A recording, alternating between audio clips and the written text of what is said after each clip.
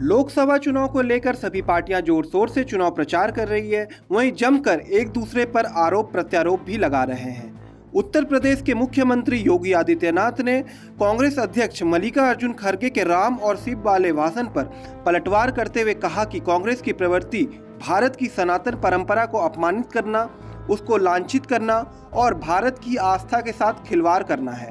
मर्यादा पुरुषोत्तम राम और देवों के देव महादेव एक हैं, दोनों एक दूसरे के पूरक हैं। आइए क्या कुछ कहा, सुनते हैं। भारत की सनातन धर्म की उपासना विधि में राम और शिव दोनों अलग अलग नहीं हैं। मर्यादा पुरुषोत्तम प्रभु श्री राम ने स्वयं शिव की उपासना की और रामचरितमानस में अगर आप जाएंगे तो इस बात को देखेंगे कि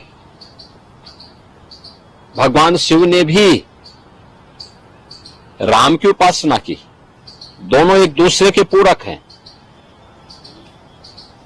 प्रभु राम कहते हैं, शिव द्रोही मम दास कहावा, सो नर मोहि सपने नहीं पावा। यानी अगर कोई भगवान शिव का द्रोही है और वह मेरा दास, मेरा भक्त कहलाने का दंभ पाल रहा है, तो मैं सपने में भी उसे नहीं प्राप्त हो सकता। ऐसे ही भगवान शिव भी कहते हैं।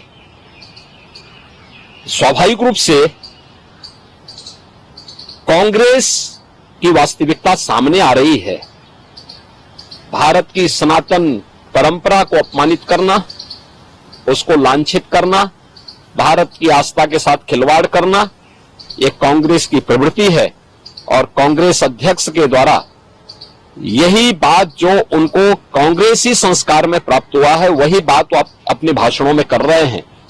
भगवान शिव और भगवान राम को आपस में लड़ाने का कुत्सित प्रयास कर रहे हैं। उनका यह वक्तव्य अत्यंत ही निंदनीय है। दूसरा, हम इस बात को जरूर ध्यान में रखें, हमारे शास्त्र इस बात के प्रमाण हैं कि शिव का द्रोही हो या राम का द्रोही, उसका पराभव, उसका पतन अवश्य हुआ है।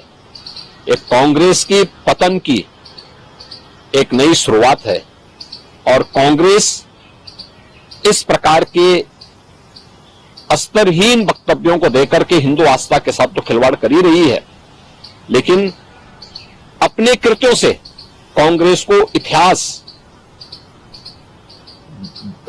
इतिहास की वस्तु बनाने की ओर भी कांग्रेस का नेतृत्व उसे धकेल रहा है। और मुझे लगता है प्रभु राम और देवादिदेव महादेव शिव इनको सद्बुद्धि दे। कम से कम जब अब कांग्रेस को लोग विसर्जन करने पर तुले ही हैं, तो अब तो सच का रास्ता अपना ले। फिर क्या लगता है, बिल्कुल चुनाव के बीच में कांग्रेस अध्यक्ष अगर इस तरीके का बयान दे रहे हैं, तो क्या उसके पीछे मोटिव लगता है? देखिए, अपनी हार की खिसियाहट को अब वह भारत की सनातन आस्था के साथ खिलवाड़ करके कर रहे हैं। यद्यपि कांग्रेस का इतिहास इस प्रकार के कृत्यों से भरा पड़ा है, लेकिन इस सब के बावजूद चुनाव के समय इस प्रकार के संवेदनशील मुद्दों को उठा करके कांग्रेस भारत की आस्था के साथ साथ बहुसंख्यक समाज को अपमानित करने का कुत्सित प्रयास कर रही है। इसके अलावा योगी आदित्यनाथ ने कहा कि कांग्रेस आज भी अंग्रेजों की विरासत को आगे बढ़ा रही है। कांग्रेस की प्रवृत्ति बांटो और राज करो रही है। कांग्रेस ने जाति के नाम पर, क्षेत्र के नाम पर, भाषा के नाम पर समाज को बांटा है। सुनते हैं क्या कुछ कहा सीएम योगी ने।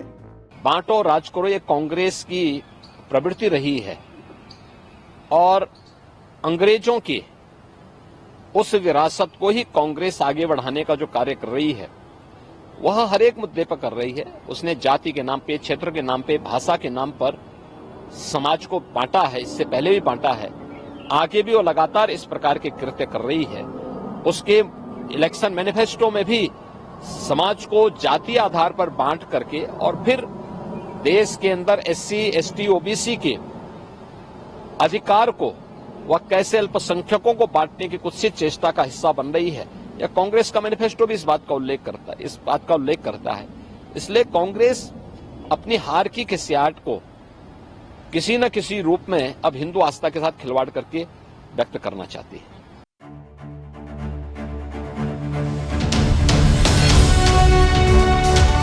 जनहितैषी, टीआरपी नहीं भरोसा आपका।